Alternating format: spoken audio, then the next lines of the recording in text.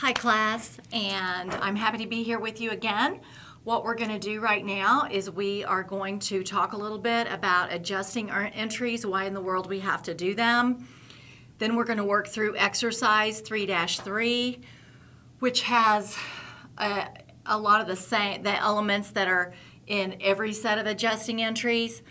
I have assigned you in the homework a problem just like this exercise, but with different names and numbers. And then I've assigned some other homework items, and I will also do other videos that match that. Okay, so here's the whole thing. The whole thing about us even being all flipped out about adjusting entries is because let's assume this is the end of the year, and let's just, most companies in the world have a December 31st year end. You can't assume that. Corporations can have a year end that makes the most sense with their business.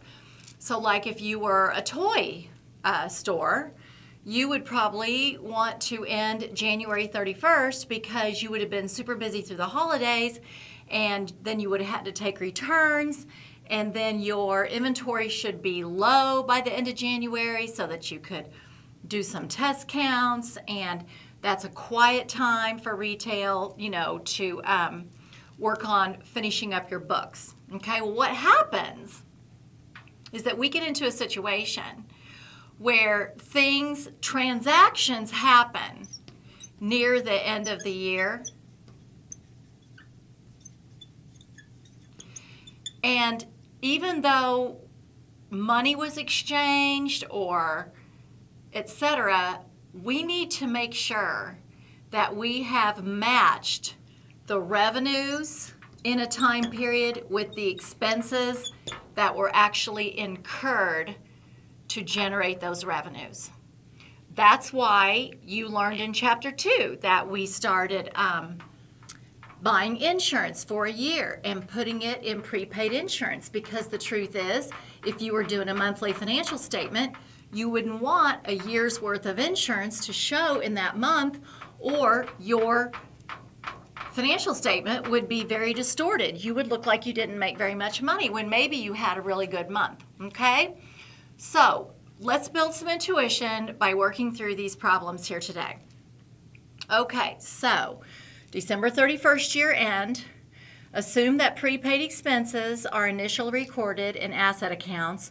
Also assume that fees collected in advance of work are initially recorded as a liability. And if you remember in Chapter 2, we talked about how if you get paid in advance, the reason it's a liability is because you owe the person that paid you.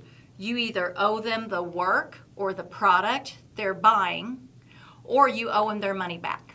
So anytime somebody pays you in advance of work that you're going to do for them, it's a liability. But then as you earn it, you need to move it out of unearned, the liability, and onto the income statement for revenue. Okay, number 1, depreciation on the company's equipment for 2015 is computed to be $18,000. Okay, we're going to do a whole chapter later on equipment and property. So at that point, you will learn how to calculate depreciation. You will learn how to make decisions about how it ought to be handled. But for Chapter 3, we are just going to accept that they tell us how much depreciation expense is. So as you know, we are going to record depreciation expense, $18,000. And what's the credit? Well, the credit is a contra account against equipment, and that is accumulated depreciation. So that's just all the depreciation that has been recorded year over year, accumulated in that account. And as you can see, it has a credit balance, because it is a contra account against fixed assets. Okay, good. 2, the prepaid insurance account had a $6,000 debit balance at December 31st before adjusting for the cost of any expired coverage. An analysis of the company's insurance policy showed that $1,100 of unexpired insurance coverage remains. Okay, here's something very important, And we're just going to do a little sidebar right here. Okay, prepaid insurance.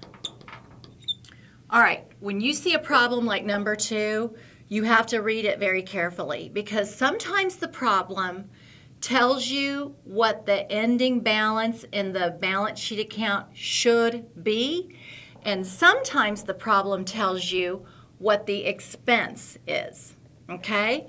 In this situation, they told us that the beginning balance in this account, okay, or the balance before adjustment anyway, is $6,000.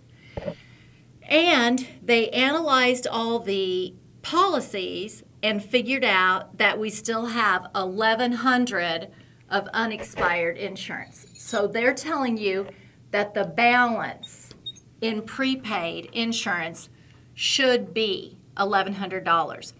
So we need to solve for apparently how much insurance expired across the year. Insurance expires, it's just across time. You buy a policy for a year in advance, 1/12 clicks away each month that goes by. So the difference between these two, it'd be $5,000, $4,900, right? Okay, this is what we're solving for, is how much prepaid insurance needs to be written down. $4,900. So we would debit insurance expense for $4,900, and we would credit the prepaid account to reduce it. Okay? Sorry about the squeaks. Okay, 3. The office supplies account had a $700 debit balance on December 31st. Okay? 2014. So in this situation, they really and truly are giving us a beginning balance. Okay, so here's supplies.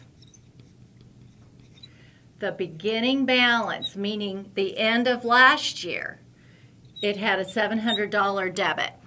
Okay? Then it said $3,480 of office supplies were purchased during the year. So that means $3,480 would have been debited throughout the year. The December 31, 2015 physical count shows 300 left. 300 of supplies are available. So they're saying all we've got left at the end of the year is 300. That's the ending balance. We need to solve for apparently how much was used. So see what happens all year long. We're buying office supplies, we're sticking them in the big closet. Also throughout the whole year, people are going and getting stuff out of the closet for their desk. We don't keep track of that. We don't make people write down and give us a little slip and we subtract it from inventory every time they take something. We wait till the end. Apparently, this company waits till the end and counts what's there and looks up the prices and says there's 300 left. Okay, so 700 plus 3,480 minus some number would get us to 300. Okay, so that would be 3,880, right? 700 plus 3,480 minus 3,880 is 300. So our entry, office supplies expense, 3,880. Office supplies. What I really love is when an author says office supplies inventory when they mean the asset. Okay, that's what I really love, because then there's no doubt in your mind if they're talking about the inventory account or the expense account. Okay, 4. 2/3 of the work related to $15,000 of cash received in advance was performed this period. What they're telling you is that in unearned revenue, we apparently had $15,000 that people paid us before we ever started the work. And they're telling you that 2/3 of the work related to this was performed this period. So in other words, we earned 2/3 of it. Okay, we earned 2/3 of it. So 2/3 of 15,000 is 10,000, right? 15,000 divided by 3 times 2. Okay, so this is our entry. We need to reduce unearned revenue, and it has a normal credit balance. So we will reduce it by debiting it. We need to reduce unearned revenue, and we need to increase our revenue account. Okay? All right, 5. The prepaid insurance account had a $6,800 debit balance at December 31st before adjusting for the cost of any expired coverage.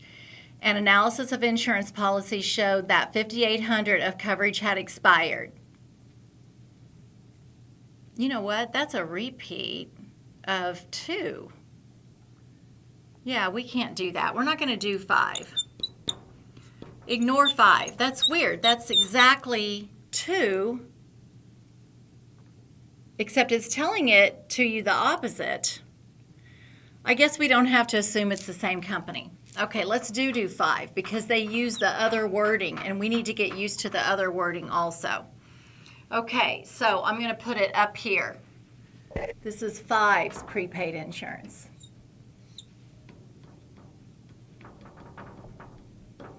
Okay, so the problem told us that we had 6,800 in here when we did our trial balance. When we do the trial balance, 6,800 was in there before adjustment. Then listen to the difference in the wording. An analysis of insurance policies showed that 5,800 of coverage had expired. They're telling you what the expense is. They're giving you the credit, the reduction to prepaid insurance. So what's left? Well, there's 1,000 left. But this is still your entry. They just gave you the amount of the expense. So again, insurance expense, 5,800. Just notice how the wording was different. Instead of telling you what was unexpired, which is what this problem did, they told you what had expired. So we would still reduce prepaid insurance, 5,800. Okay, very good. And our last one, wage expenses of 3,200 have been incurred but are not paid as of December 31st, 2015. So that's going back to that idea that let's say that you've got Monday, Tuesday, Wednesday, Thursday, Friday, and let's say that your company pays every Friday, and let's say that Wednesday is December 31st. Well, what that means is that you're going to pay, maybe you're going to pay 5 days worth of stuff. It's going to be in the next year when you pay it. We got to get 3 days worth of wage expense into this year's financial statement, even though the transaction that would trigger that hasn't happened yet. Recording a transaction is when you pay people. Making an accrual is when you record the expense and set up the liability because it's going to be paid in another period. Okay? So they tell us 3,200. So we are going to debit salaries expense or wages expense. Either thing is fine. Salaries expense for 3,200 and salaries payable. You can say salaries or wages. Just make sure you say expense and payable. Okay? So, can you kind of see the idea that in Chapter 2 we recorded transactions? In Chapter 2 we recorded the things that were triggered by an exchange of goods and services between us and somebody else. Either we have bought stuff from vendors or paid our utility bill or paid our employees or customers paid us for our work, okay, or we billed them. something happen to make a transaction happen. But when we get to the end of the year, there's a lot of things that nobody tells you. Oh, nothing triggers it. Hey, do something about prepaid insurance. It's just something you have to know because you are learning how to be an accountant. Yes, even after this basic class, you all could keep a full set of books, okay? You won't know about maybe some of the trickier financial disclosures, but everybody in this class can keep the books for somebody after you get through this class. Okay, so that's it for exercise 3-3. Thanks.